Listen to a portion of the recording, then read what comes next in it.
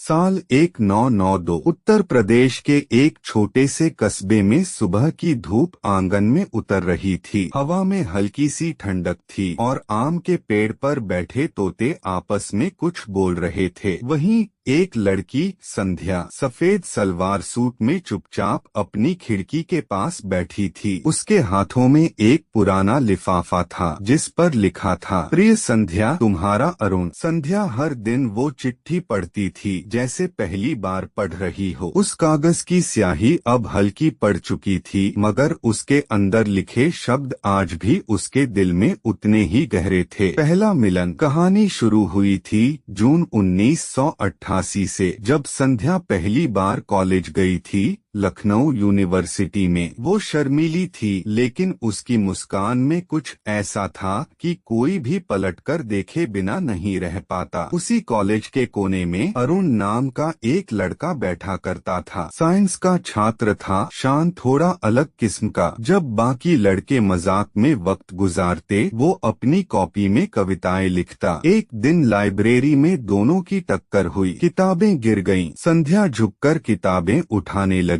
और अरुण भी। जब दोनों के हाथ एक ही किताब पर पड़े, अरुण ने मुस्कुराकर कहा, शायद ये किस्मत चाहती है कि हम एक ही पन्ने पर मिलें। संध्या शर्मा गई। बस वहीं से शुरुआत हुई थी दो लोगों की कहानी, जिन्हें कभी नहीं पता था कि ये मुलाकात जिंदगी की सबसे खूबसूरत याद बन जाएगी। चिट्ठियों का सिलसिला। उस जमाने में मोबाइल नहीं थे, बस चिट्ठियां थीं। अरुण रोज एक नई कविता लिखता और कॉलेज की दीवार के पीछे रख देता। संध्या हर सुबह जाकर उसे उठा लेती। हर चिट्ठी में कुछ नए शब्द होते, कभी गुलाब के पत्ते में लिपटे हुए, कभी पुराने नोटबुक के कागज पर। एक चिट्ठी में उसने लिखा था, अगर कभी बारिश में तुम्हारा आंचल भीग जाए तो समझ लेना मैं पास हूँ, क्योंकि मेरी दुआएं हमेशा तुम्हारे साथ हैं। धीरे धीरे वो एक दूसरे की धड़कनों में बसने लगे। कभी कॉलेज की छत पर मुलाकात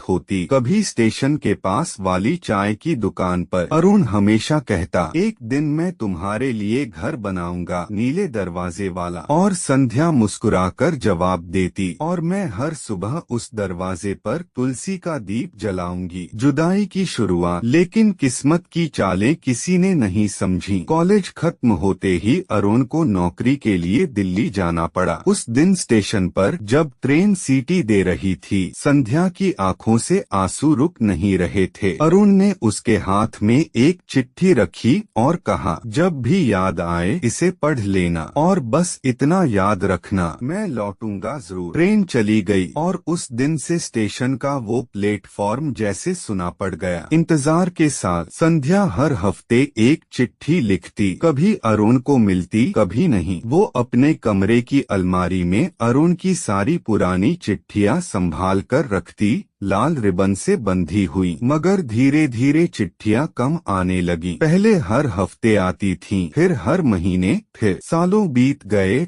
और एक दिन वो पूरी तरह रुक गईं। संध्या हर रोज डाकिये के कदमों की आहट सुनती, मगर वो सिर्फ दूसरों की चिट्ठियां लाता। गांव के लोग कहते, वो तो शहर में भूल गया होगा, मगर संध्या कहती, वो नहीं भूल सकता, उसके शब्द अभी भी मेरे दिल में सांस लेते हैं। एक आखिरी खत। साल 1992 की एक सुबह, जब बरामदे में ठंडी हवा चल रही थी, तब आखिरकार एक चिट्ठी आई। लिफाफे पर वही पहचान वाली लिखावट अरुण की। संध्या के हाथ कांप रहे थे। उसने धीरे से खोला, प्रिय संध्या, मैं बहुत दिनों से लिख नहीं पाया, माफ करना। जिंदगी मुझे वहाँ ले आई जहाँ वक्त और हालात मेरे नहीं रहे। दिल्ली में सब कुछ अलग है, भीड़ बहुत है, पर सुकून कहीं नहीं। माँ बीमार हैं और मुझे शादी करनी पड़ी, मजबूरी थी, पर आज भी जब भी बारिश होती है, मैं तुम्हारे नाम की चाय बनाता हूँ। तुम्हारा नाम होठों पर आता है तो खुद को कोसता हूँ, पर दिल नहीं मानता। अगर जन्मों का कोई सच है तो अगला जन्म सिर्फ तुम्हारा होगा। तुम्हारा अरुण। संध्या ने वो चिट्ठी बार बार पढ़ी, आंखों से आंसू गिरे, और उस दिन के बाद उसने किसी को भी अपने दिल में जगह नहीं दी। आज का दिन 30 साल बाद। अब संध्या 60 साल की हो चुकी है, बालों में सफेदी है, पर उसकी मुस्कान में वही चमक है। वो आज भी उसी उसी खिड़की के पास बैठती है, उसी नीले आसमान को देखती है। उसकी गोद में अरुण की चिट्ठियां हैं, हल्के पीले पड़े कागज, मगर उन पर लिखा हर शब्द आज भी जिंदा है। कभी कभी वो धीमे से कहती, अरुण तुम गए नहीं, तुम तो इन हवाओं में हो। और जब बारिश की पहली बूंद खिड़की पर गिरती है तो लगता है